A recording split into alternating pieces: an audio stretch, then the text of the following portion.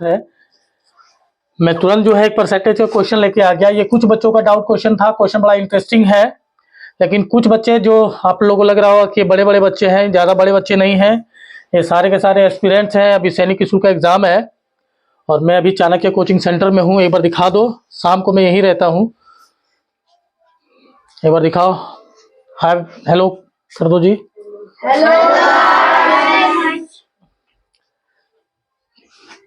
ठीक है, तो आप क्वेश्चन की तरफ बढ़े। क्वेश्चन दिख रहा है ना? नहीं, कैमरा में भी दिख रहा है ना क्वेश्चन? अब ये जो है क्वेश्चन है, A is 20% less than B and C is 30% more than D. If D is 25% less than A, then which of the following is true? Question तो मैंने फास्ट पढ़ दिया, लेकिन अब मैं स्लो से बताता हूँ। बच्चे बोलते कि सर इसका भी कोई ट्रिक होता है क्या? मैंने बोला बेटा ट्रिक के पीछे मत भागो, बेसिक कॉन्सेप्ट के पीछे भागो, क्वेश्चन अपने आप बन जाएगा। यहाँ पे देखो A जो है 20% कम है, किससे? 20 से। यहाँ 20 से कंपेयर हुआ और उसके बाद लिखा हुआ है C is 30% more than D। अब ये नया आ गया, नए कोई आ गए, मतलब C और D को आदमी मान लो, A और B को भी आदमी मान लो, तो C और D जो है नए आ गए। अब C जो है 30% अधिक है, किससे? D से। और यहाँ अगला लाइन में लिखा हुआ if D is 25% less than A, और D जो है 25% लेस देन A, तो यहाँ पे देखो D और A का भी कनेक्शन हो गया। तो एक किसी को हम लोग मान लेते हैं, जैसे मान लेते हैं हम लोग, चलो B को, A का कंपेयर किया गया किससे? B से, तो हम लोग मान लेते हैं, है ना, बेसिक तुरंत बनेगा, है ना, less the value of B, the value of B is equal to कितना? X। कितना है? X है। तो A क्या है? 20% लेस है, किससे? B से। तो A जो क्या होगा बालक? B का है ना, एक बारी केवल लिख दूंगा, B का क्या होगा? ये 80% होगा। कितना परसेंट होगा? 80% होगा, है ना। अब ये बोर्ड है तो मैं साफ कर देता हूं इसको। क्या ये फायदा तो हुआ बोर्ड से? अब मैं यहां लिख देता हूं X, क्योंकि B बराबर क्या माना हमने? X। अब ये क्या हो जाएगा? 20 से काटेंगे दोनों को तो 20 चौका 80, 20 पचे 100। अब ये कितना हो गया बालक? 4x/5। 2 का वैल्यू पता चल गया, B और A का। अब A और D का रिलेशन यहां दिया हुआ पहले तो, है ना। अब क्या है? If D is 25% less than A, D जो है ना लेस देन है, किससे? A से। तो D का वैल्यू जो है वो क्या होगा? A का 75% होगा।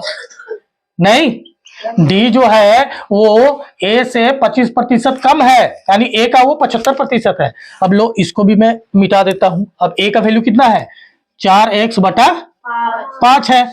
अब बालक इसको काटिए, 75 और 100 कट जाएगा 25 से, 25 दिया 75, 25 चौका 100, 4 से ये 4 काट दीजिए, आ गया 3x/5, है ना। अगर सबका निकालना है तो अब जो है C क्या बोल रहा है? C is 30% more than D।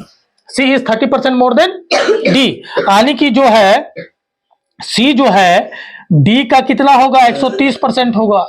कितना होगा? 130% होगा, है ना।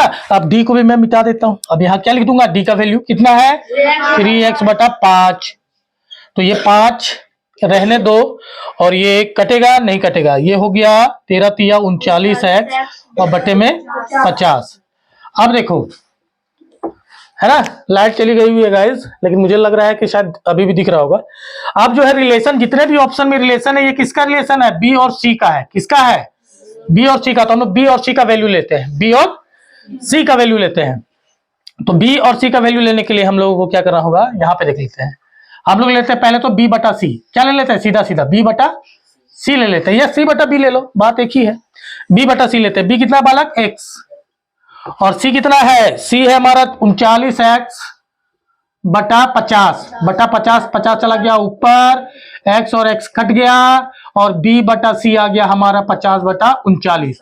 अगर हम लोग इसको ऐसे लिखते हैं, देखो 50/39, अगर B/C निकालते हैं, जैसे कि यहाँ पे C/B भी दिया हुआ है, अगर लेंगे तो, या B/C भी लेंगे, तो यहाँ पे देखो इसका वैल्यू कितना आएगा? इसका वैल्यू 1 से अधिक आएगा, 1 से अधिक आएगा, क्योंकि 39 से 50 बड़ा है तो 1 से अधिक आएगा।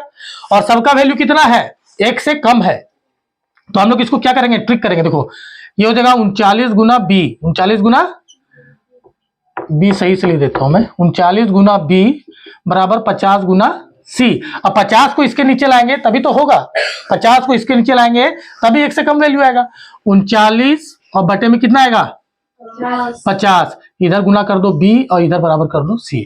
अब 50 और 39 को भागा दीजिए और बताइए कि कितना आ रहा है, कितना आता है, ये आता है 0.78 गुना बी बराबर सी। और ये वाला आप ऐसे भी ले सकते हो, सी बराबर 0.78 गुना की जगह में बी। अब ये वाला देखो ऑप्शन में कहाँ है बालक, कहाँ पे है, बी में है, तो ये हमारा आंसर हो गया, है ना।